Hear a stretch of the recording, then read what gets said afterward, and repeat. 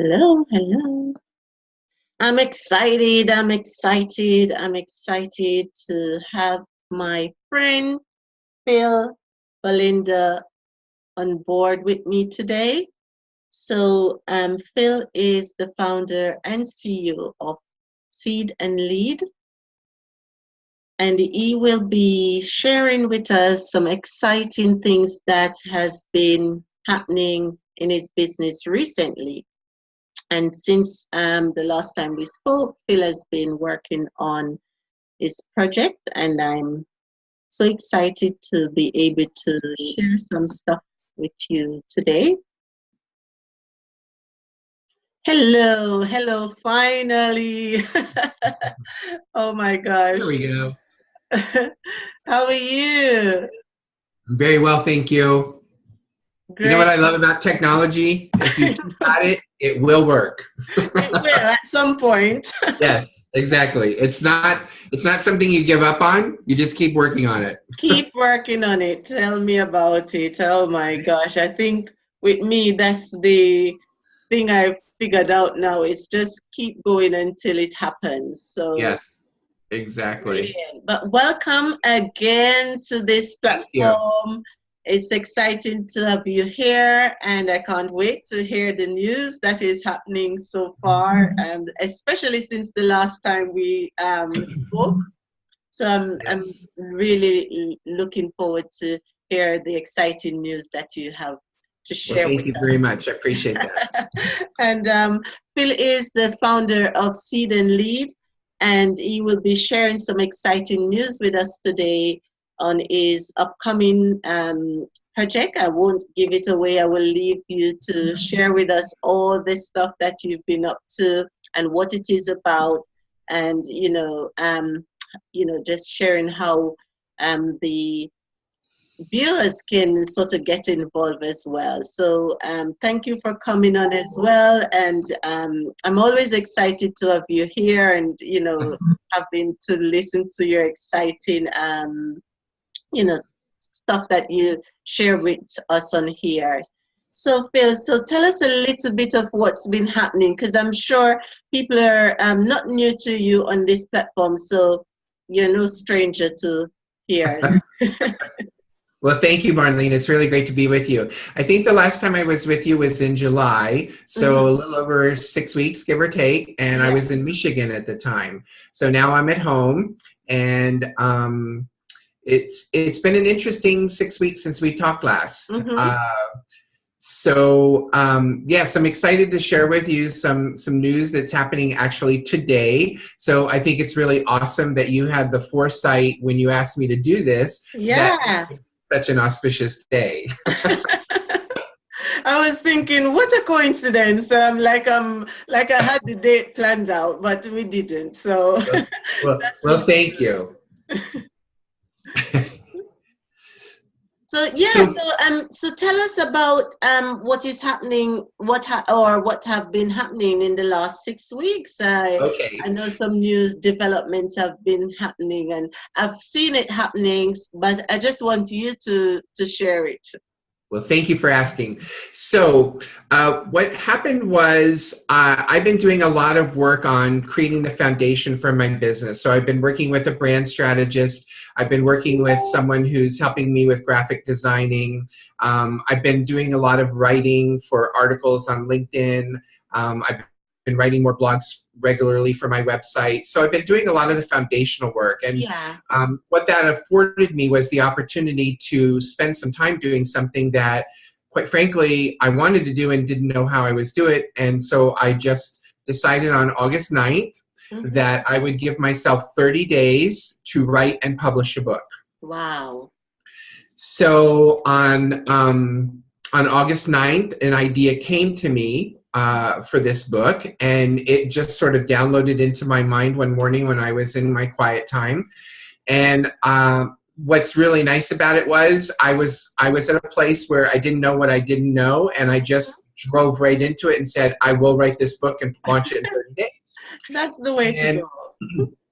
So it's very exciting to think about 23 days ago. So it didn't even take 30 days. 23 days ago, when I made that commitment, I didn't know that things would line up so perfectly. And that includes this conversation with you on the day that the pre-order is available. I know. So let me just talk a little bit about the journey. So the title of the book is Wings of Wisdom, Lessons Learned at 35,000 Feet. And there are 12 stories in this book of my travels around the world and spending time with flight attendants and learning lessons about life with them, as well as learning lessons on the ground in the places that I went to. Yeah.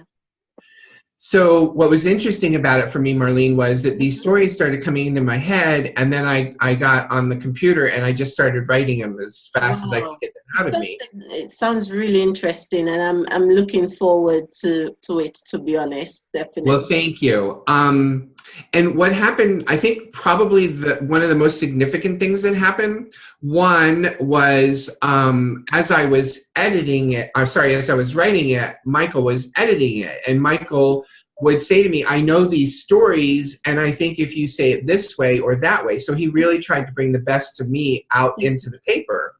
And that was really exciting, and I enjoyed doing that because there's obviously a difference between the way you deliver in verbal form versus written form. What happened next was really nothing short of a miracle, which is I knew that I was going to write the book, and then I knew it would need to be edited and it would need to be proofread and all that. And what happened was I just allowed the process to unfold, and I didn't stress over it. I just focused on the creativity. And a woman reached out to me through Facebook and said, I want to support you in your dream, and I am here to edit and proofread your book. Wow. And it was interesting because at first I thought, okay, well, this is going to be somebody who's going to offer me their services, so I'm going to need to do that dance and find out what it's going to cost me to do this and see if it's in my budget. Because, again, when I decided to write the book, I didn't put a budget together. I didn't put a project plan together. I didn't do any of that. Yeah. So when she said, it's my gift to you, I had to take a step back and say, wow, okay, let me think about this, and then I'll come back to you. And what I wanted to do was I wanted to be open-minded and open-hearted to receive this gift because I knew how huge it was. True. And so this woman, her name is Marlene, and this woman has actually edited my book several times over, and she has proofread the book, and she is part of the reason, this team of people, this is the reason that this book is available today, 23 days later. Wow. And what's her name? Her name is Marlene, and her last name is Hassapis, Marlene Hassapis. Okay. And I'm on a mission to promote her book as well, and it's on my Facebook page. Her book is Not an Ordinary Story. Here's another coincidence. So the travels that I've taken and the lessons I've learned along the way, her book is about a 12-year-old boy who takes a trip to Greece and learns about himself in the process. Wow. It's all about the wings of wisdom sort of thing and lessons learned. So it's really funny how the law of attraction is powerful, isn't it? And just listening to you, I'm thinking, what's an amazing thing when you make up your mind to do something, the universe just opens up to you. And I love that you said that, because what I will tell you was this starting a new business is a bit of a challenge for me, or it's been a bit of a challenge for me, because I was very successful in my career and I knew how to navigate in it, and I knew how to, play all the games and be successful. And this thing of launching a business and being a business owner is quite different. And so for me, I had the wherewithal to realize that, you know what, Phil, you absolutely have to find a win. You have to find a win. What is it that you can do that you can show yourself that you're in the right place doing the right thing and that you're going to win at this new game? And again, it's not the first time that I've just sort of blindly committed to something. Now, I will tell you, Marlene, in the past when I've done these things, it's been very limited audience. So my family, some colleagues, friends, that kind of stuff. So a few people would know that I was going to do something like this. Yeah, definitely. This time, I put it out on social media. I think sometimes when you do that, you sort of want to be even more committed to it because you put it out there, isn't it? And it's not a challenge to make sure it's done. I think you're exactly right. And what's interesting about it is we're on Friday. So this week, people have been seeing my posts. And so now I'm getting I say lots, I've been getting a number of personal messages. I want you to sign my copy. I want you to sign the copy of my book. I want your autograph on my book. And I'm like, Brilliant. oh my gosh. So So it is a win. It is a win.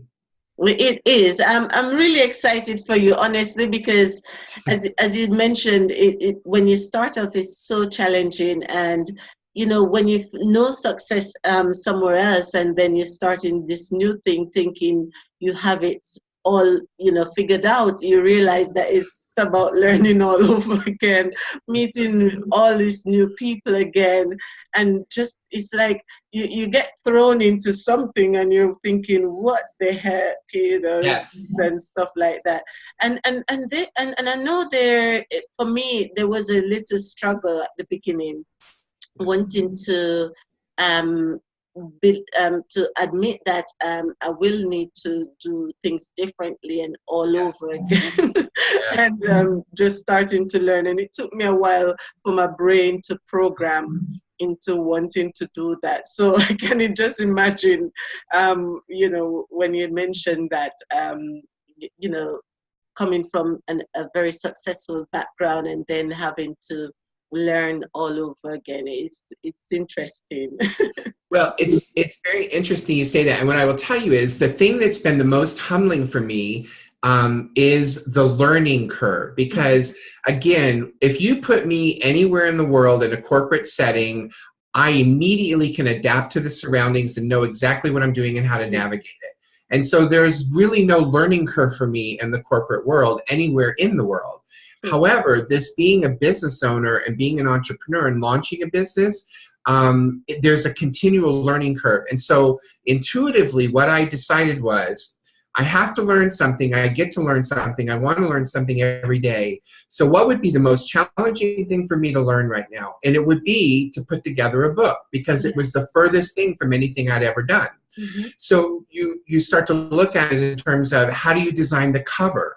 How do you determine the layout? I mean, everything about the book, including finding the publisher and the Kindle e-version, everything has been a learning curve. There has been nothing that I knew except the stories, because the stories are my stories. Yes. Yeah.